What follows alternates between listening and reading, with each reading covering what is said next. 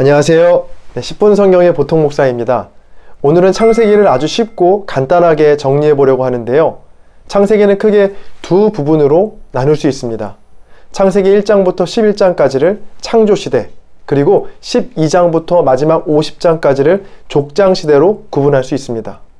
오늘은 저와 함께 이 50장이나 되는 창세기를 단숨에 정리해 보겠습니다.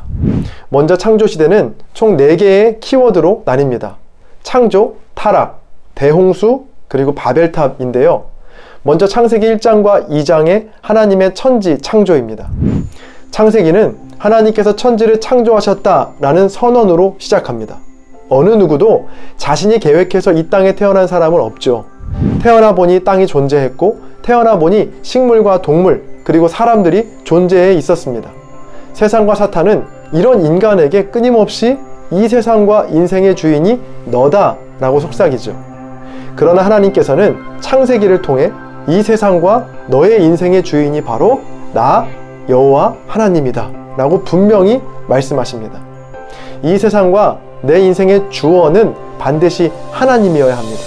자, 또 하나, 성경에는 여러 훌륭한 인물들이 나오지만 그 인물들의 마지막은 언제나 죽음으로 끝이 납니다.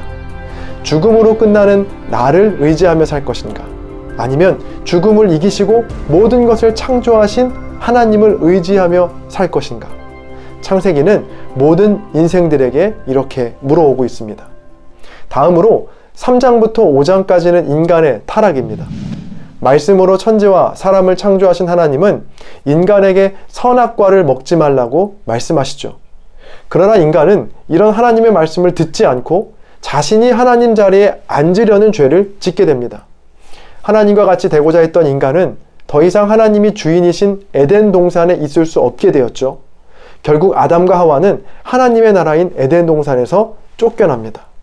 그렇게 쫓겨난 아담과 하와 사이에 태어난 가인은 자신의 동생 아벨을 죽이고 자기의 아들 에녹의 이름을 딴 에녹성을 쌓습니다. 그리고 하나님 나라가 아닌 세상 나라를 시작하게 되죠. 다음으로 창세기 6장부터 9장까지는 홍수 심판입니다. 가인의 후예로 시작된 세상 나라는 시간이 갈수록 죄로 가득해 갑니다. 창세기 6장 5절입니다. 여호와께서 사람의 죄악이 세상에 가득함과 그의 마음으로 생각하는 모든 계획이 항상 악할 뿐임을 보시고, 하나님은 이 세상 나라를 심판하시기로 작정하십니다. 그러나 하나님께서 모두를 쓸어버리진 않으시고요, 이 노아라는 한 사람을 통해 다시 하나님 나라를 시작하십니다. 이어지는 창세기 10장과 11장은 바벨탑 사건입니다. 자, 그런데 이 노아의 후손들 또한 죄를 짓게 되죠. 바벨탑을 쌓아 하늘 끝까지 닿게 하고 거기에 자신들의 이름을 새겨 하나님이 되려고 한 것입니다. 에덴 동산과 홍수 이전에 저질렀던 죄를 똑같이 반복하고 있는 겁니다. 하나님께서는 홍수 심판에서 이 무지개를 통해서 물로 심판하지 않으시겠다고 약속하셨기 때문에 이번에는 언어와 민족을 흩어버리십니다. 이렇게 창조시대가 끝나고 창세기 12장부터 50장까지 족장시대가 열리는데요. 광범위하게 진행되었던 창세기의 이야기는 12장부터 아브라함이라는 한 사람에게 집중하게 됩니다. 하나님은 노아의 아들 셈과 함과 야벳 중에 셈의 후손인 아브라함을 통해 본격적인 구원의 역사를 진행하십니다. 이 구원의 역사는 마침내 예수 그리스도까지 이어지게 됩니다. 족장시대를 간단히 3개의 키워드로 정리하면 이렇습니다. 첫 번째, 아브라함을 부르심.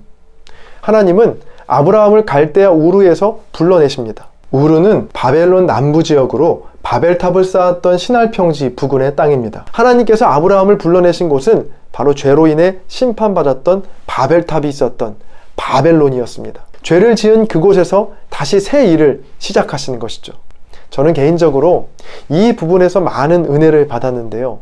끊임없이 죄를 지어도 결코 포기하지 않으시는 하나님의 열심, 끈질긴 하나님의 사랑을 느낄 수 있었습니다.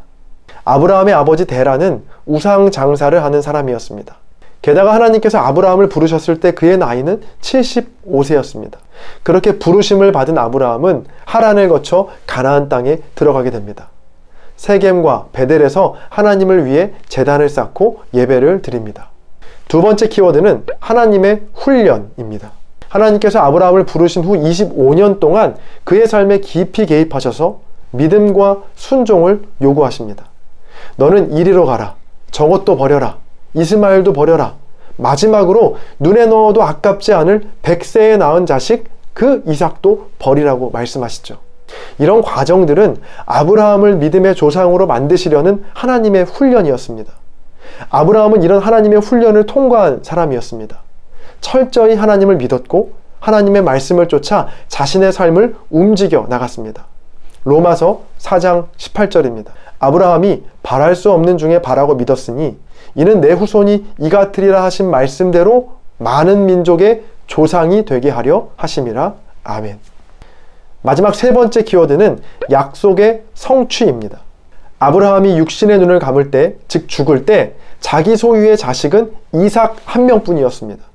또한 자신 소유의 땅은 아내 사라가 묻힌 막벨라 굴의 무덤이 전부였습니다. 사람이 보기에는 실패한 인생 같았지만 하나님께서는 아브라함에게 하신 약속을 그의 후손인 이삭과 야곱, 또 요셉을 통해 신실하게 다 지켜가십니다.